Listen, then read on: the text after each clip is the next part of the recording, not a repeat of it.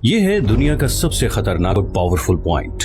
30 मील की इस छोटी सी जगह को कंट्रोल करने का मतलब है पूरी दुनिया पे राज करना, और इसे ब्लॉक करने का मतलब है पूरी दुनिया को तबाह कर देना। इस पॉइंट को कहते हैं स्ट्रेट ऑफ हॉर्मुज़। स्ट्रेट्स असल में समंदर के ऐसे पतले हिस्से को कहते हैं जो दो बड़े समंदरों को जोड़ने का काम करते हैं। अब ऐसी क्या खुसूसियत है इस 30 मील की छोटी सी जगह में जो इसे इतना पावरफुल और इम्पोर्टेंट बनाता है? हमारी जमीन के 70% हिस्से पर समंदर हैं, और इन्हीं समंदरों के जरिए दुनिया की 80% ट्रेड होती है। किसी भी वक्त तकरीबन 50,000 समुद्री जहाज इन समंदरों को क्रॉस कर रहे होते हैं, लेकिन बदकिस्मती से इन समंदरों से गुजरना कोई आसान काम नहीं। कुदरती जोग्राफिया की वजह से इन समंदरों में ऐसे स्ट्रेट या चोक पॉइंट्स बने हुए हैं जो अगर किसी भी वजह से ब्लॉक हो जाएं तो पूरी दुनिया की इकोनॉमी हिल के रह जाएगी। यही हुआ था मार्च 2021 में, जब एक कार्गो शिप सुएज कनाल में 6 दिनों के लिए फंस गई थी और पूरी दुनिया को $10 बिलियन का नुकसान उठाना पड़ा। इसके अलावा भी दुनिया में बहुत से चोक पॉइंट्स हैं, जैसे कि पनामा कैनाल जो पैसिफिक और अटलांटिक ओशन के दरमियान ट्रेड को कंट्रोल करती है, केप ऑफ गुड होप जो पूरे अफ्रीकन कॉन्टिनेंट की ट्रेड फ्लो कंट्रोल करता है, स्ट्रेट ऑफ जिब्राल्टर जो कि मेडिटेरेनियन और अटलांटिक सी के दरमियान ट्रेड कंट्रोल करता है, डैनिश स्ट्रेट बाल्टिक और नॉर्थ सी ट्रेड को कंट्रोल करता है, टर्किश स्ट्रेट मेडिटेरेनियन और ब्लैक सी के दरमियान ट्रेड कंट्रोल करता है, और आखिर में स्ट्रेट ऑफ मलाका जो पैसिफिक और इंडियन ओशन की ट्रेड को कंट्रोल करता है।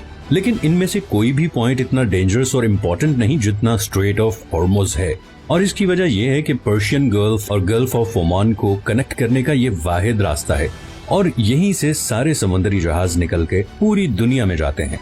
अब पर्शियन गल्फ बहुत इम्पोर्टेंट जगह है क्योंकि 8 कंट्रीज अपनी कोस्ट लाइन इसके साथ शेयर करते हैं, जिसमें ईरान, इराक, कुवैत, सऊदी अरब, बहरीन, कतर, यूएई और ओमान शामिल हैं।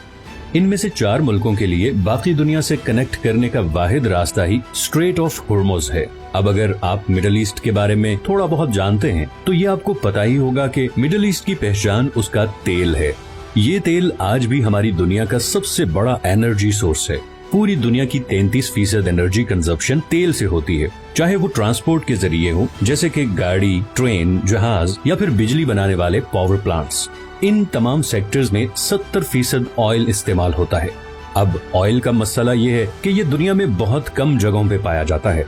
इस सर्कल में दुनिया का आधा तेल इन 8 कंट्रीज के पास है, और बात सिर्फ यही खत्म नहीं होती, बल्कि दुनिया के 40% नेचुरल गैस रिजर्व्स भी इसी सर्कल में मौजूद देशों के पास हैं। अब नेचुरल गैस तेल और कोयले के बाद दुनिया का तीसरा सबसे बड़ा एनर्जी सोर्स है। ब्रिटिश पेट्रोलियम के मुताबिक ईरान के पास दुनिया में सबसे ज्यादा गैस के रिजर्व्स हैं। तो हम ये कह सकते हैं कि पूरे पर्शियन गल्फ में तेल और नेचुरल गैस के इतने ज्यादा जखायर हैं जितने शायद हमारे पूरे प्लेनेट पे कहीं नहीं, और इसीलिए पूरी दुनिया की 15% एनर्जी सप्लाई इसी पर्शियन गल्फ में मौजूद कंट्री से आती है। और फिलहाल इस सप्लाई लाइन का पूरी दुनिया के पास कोई और ऑल्टरनेटिव भी नहीं है, लेकिन इस 30 मील के एरिया से गुजर के जाना इतना भी आसान नहीं।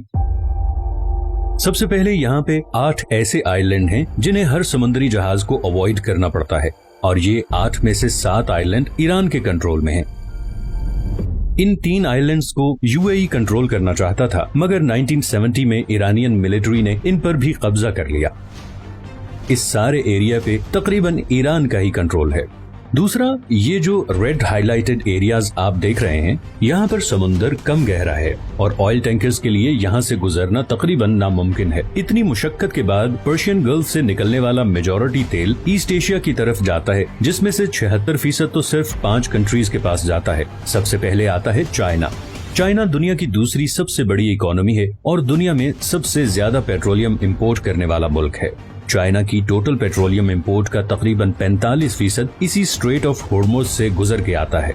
जापान दुनिया की तीसरी सबसे बड़ी इकोनॉमी है, जिसे अपनी 100% एनर्जी इंपोर्ट करनी पड़ती है, और इस 100% इंपोर्टेड एनर्जी सप्लाई में से तकरीबन 80% इसी 30 मील के चोक पॉइंट से गुजर के आती है। इंडिया, वर्ल्ड 6 लार्जेस्ट इकोनॉमी, भी अपना 70% ऑयल और 50% गैस इन्हीं पर्शियन गल्फ कंट्री से इंपोर्ट करता है, और वो भी इसी रास्ते से। इसी तरह साउथ कोरिया, जो कि दुनिया की 10th लार्जेस्ट इकोनॉमी है, अपना 70% तेल इन्हीं पर्शियन गल्फ कंट्री से टैंकर्स के थ्रू इंपोर्ट करता है। जो उसी 30 मील के स्ट्रेट ऑफ हॉर्मुज से गुजर के आते हैं। तो अगर ये 30 मील की छोटी सी जगह किसी भी वजह से लंबे अरसे के लिए ब्लॉक हो जाए तो दुनिया की दूसरी, तीसरी, छठी और 10वीं इकोनॉमीज बिल्कुल कोलैप्स कर जाएंगी। और इसी तरह पर्शियन गल्फ में मौजूद इन तमाम 8 कंट्रीज का सोर्स ऑफ रेवेन्यू भी खत्म हो जाएगा और एज अ रिजल्ट पूरी दुनिया में एक जबरदस्त इकोनॉमिक क्राइसिस आ जाएगा। इसीलिए ये जगह दुनिया का सबसे खतरनाक और इम्पोर्टेंट चोक पॉइंट है और इसीलिए दुनिया के सारे सुपर पावर कंट्रीज की इस पे कड़ी नजर होती है। अमेरिका ने भी इसीलिए यूएई, ओमान, इराक, सऊदी अरब और बहरीन में दर्जनों मिलिट्री बेसिस बनाए हुए हैं ताकि वो ईरान पे नजर रख सके और ऑयल की स्मूथ सप्लाई को यकीनी बना सके।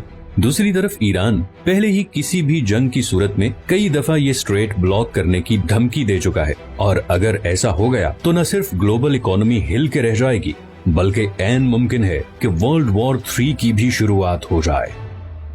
अगर आपको ये वीडियो पसंद आई है तो इसे लाइक और चैनल को सब्सक्राइब जरूर कर लें और अगर आपके पास कोई सजेशंस हैं तो कमेंट में जरूर बताएं।